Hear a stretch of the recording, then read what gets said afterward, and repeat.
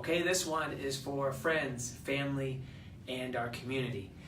Have you ever been in a car accident of any kind ever?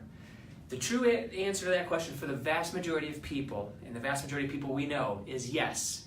Whether it was last year, 10 years, 20 years ago, it's typically yes for the average person.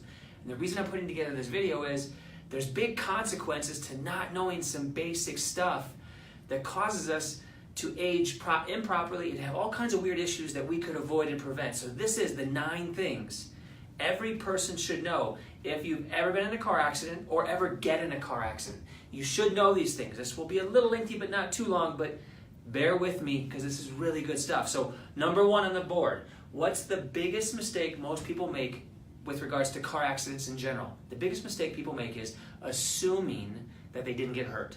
I see it all day long with almost every single person I consult with. If I ask them if you've ever been in a car accident ever, they usually start counting, well, yeah, 1, 2, or 3, but it was no big deal. I hear that all the time.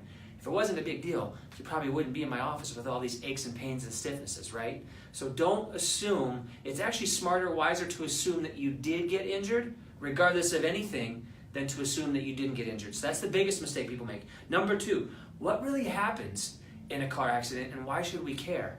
The best way to explain this very fast, without getting too geeky, is a sprained ankle. Most people have had one. Even if they haven't, they know what that's like. A sprained ankle is a little damage to the joint.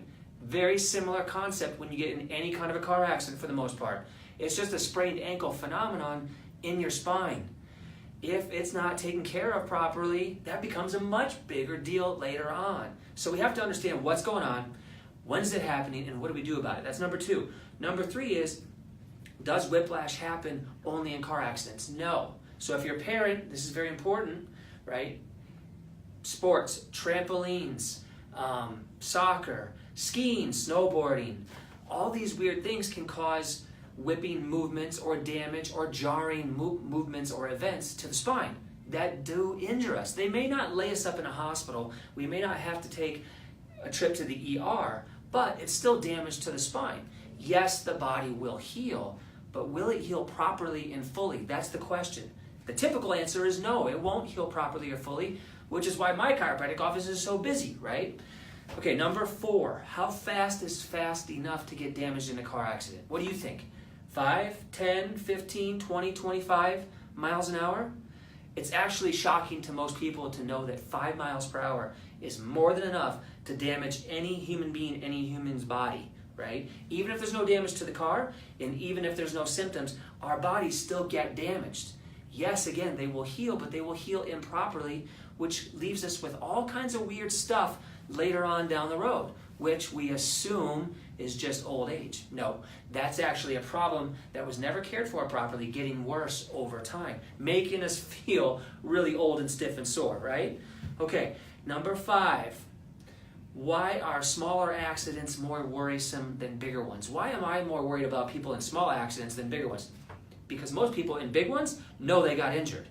The people in the smaller accidents still got injured, but they don't know it. Fast forward 5, 10, 20 years, and now I have to unwind and deal with all that damage that could have easily been taken care of years and years and years ago, right? Number 6, who gets most injured? Girls, guys, or kids? What do you think? The truth is, kids get most damage, then the girls, then the men. And it's just based on the frame of the body. This is research.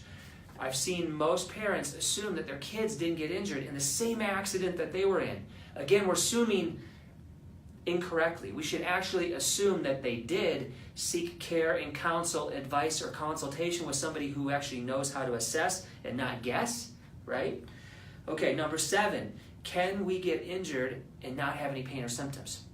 Yes, it happens a lot.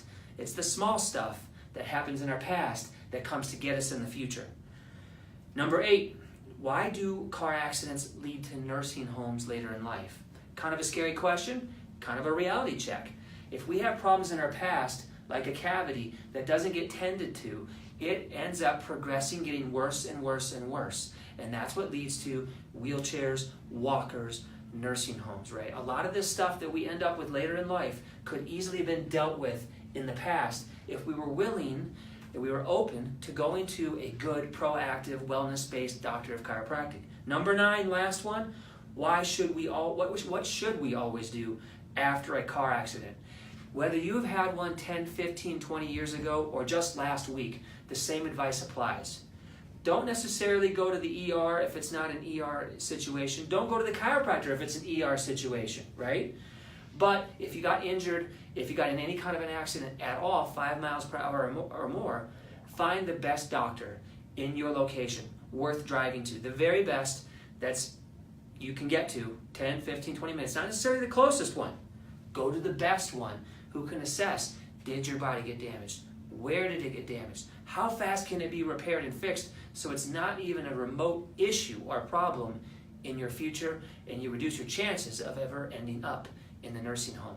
Very important for parents to pay attention to this stuff. Very important for all of us to pay attention to this stuff if you want to grow old very well, happy, active, and healthy. In closing, get involved in a good wellness-based doctor of chiropractic in your area that can do things for you and teach you things that nobody else can. Bye-bye.